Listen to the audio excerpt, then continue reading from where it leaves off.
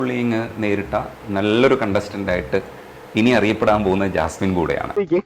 മകളെന്ന രീതിയിൽ അഭിമാനം ഉണ്ടാക്കുന്നതും ഒക്കെ അപമാനം ഉണ്ടാക്കുന്നതാണല്ലോ നമുക്ക് വിഷമം വരുന്നത്. അല്ല, പ്രഭാകരേട്ടന് വീട്ടില് വിലയില്ലെങ്കിലും നാട്ടില് പുല്ല് വിലയാ. ഇത്രയും വൃത്തിയേട് എന്താണ് ഈ കണ്ടത്? എനിക്കറിയാൻ പാടില്ല ബ്രോ. എന്തോ എങ്ങനെ ഇത്രയും വൃത്തിയേട് എന്താണ് ഈ കണ്ടത്? എനിക്കറിയാൻ എനിക്കിപ്പോഴും അറിയില്ല എന്താന്നുള്ളത്. എനിക്കൊന്നും ഓർമ്മ വരുന്നില്ല ഈശ്വര.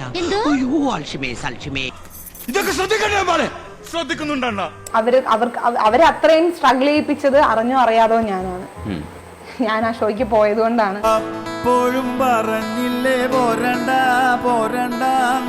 ഇപ്പൊ ഞാൻ നിങ്ങളോട് ചോദിക്കുകയാണ്, എന്താണ് ഞാൻ എന്നെ അത്രയും മോശമായിട്ട് ചെയ്തത്? നിങ്ങൾക്ക് അല്ലെങ്കിൽ ഓപ്പൺ ആയിട്ട് പറഞ്ഞോളി. ഇപ്പൊ ജാസ്മിന്റെ ഇന്ന സാധനമാണ് അവിടെ അത്രയും മോശമായിട്ട് ഞങ്ങൾ കണ്ടെന്ന് പറയാൻ എന്തെങ്കിലും അത്രയും കണ്ടിട്ടുണ്ടോ?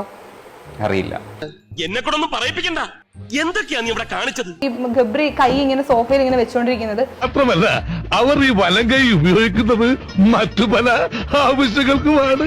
അപ്പൊ അവൻ എന്തോ ടെൻഷനിൽ ഇങ്ങനെ നമുക്കറിയാം അങ്ങോട്ടും ഇങ്ങോട്ടും എന്താണ്. ഇപ്പൊ അവൻ ഇങ്ങനെ ആക്കിക്കൊണ്ടിരിക്കുന്ന ഒരു പരിപാടി ഇങ്ങനെ ഇങ്ങനെ ആക്കിക്കൊണ്ടിരിക്കും. ടെൻഷൻ കൂടുമ്പോഴേ ഇവൻ ഈ സാധനം ചെയ്യുന്നത്. പക്ഷേ ബിഗ് ബോസിൽ ഒരിക്കലും അങ്ങനെയല്ല. നമ്മുടെ എല്ലാ രീതിയിലുള്ള ഇമോഷൻസും കാര്യങ്ങളും ഒക്കെ ആൾക്കാർ കണ്ടു. അതാണ് ഞാൻ. പിന്നെ എല്ലാവരെയും പോലെ ഞാനൊരു മനുഷ്യജന്മമാണ്. വേൾഡിൽ ഇതുപോലെ ഒന്നേ ഉള്ളൂ. ഇവളെ ഉണ്ടാക്കിയ ശേഷം പടച്ചോനെ അച്ഛൻ ഉടച്ചു കളഞ്ഞു. ഇവളെ തർക്കശാസ്ത്രത്തിൽ PhD എടുത്തവളാണ്. പറഞ്ഞു ജയിക്കാൻ പറ്റൂല. എന്തോ ബിഗ് ബോസിന്റെ മോളാണ്, അല്ല ലാലേട്ടന്റെ മോളാണ് ഞാൻ, ബിഗ് ബോസിന്റെ മരുമോളാണ് ഞാനെന്നൊക്കെ പറഞ്ഞിട്ട് അഭിമാനമേ എനിക്കുള്ളൂ അതിൽ. എന്റെ നാടിന്റെ ആർപ്പോ വിളിയിൽ എനിക്ക് അഭിമാനമുണ്ട്. അത് അങ്ങനെ പറയുന്നത് മേ ബി എന്നെ കുത്താൻ പറയുന്നത്, പക്ഷെ അത് കേൾക്കുമ്പോൾ നമുക്കൊരു സന്തോഷല്ലേ. എനിക്ക് അങ്ങനെ കുഴപ്പമൊന്നുമില്ല കേട്ടോ. അതെല്ലേ, ഞാനത് ആ സ്പിരിറ്റിൽ എടുക്കാറുള്ളത്. എന്നാ ഞാനും വിളിച്ചാ പോരെ? ഇല്ല, അത്രയ്ക്ക് സ്പിരിറ്റ് ഇല്ല.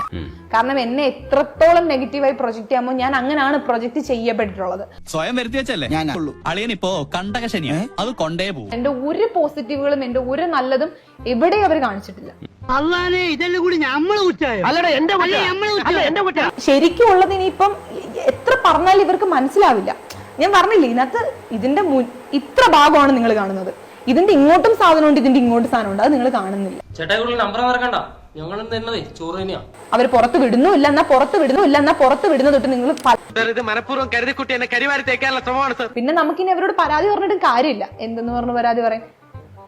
നശിക്കേണ്ടതും നന്നാവേണ്ടതും ഒക്കെ നശിച്ച് നന്നായി കഴിഞ്ഞു. No problem. എനിക്ക് കിട്ടേണ്ടത് ഞാൻ ചോദിച്ചു വാങ്ങിച്ചാണ്. You carry on. I enjoyed a lot.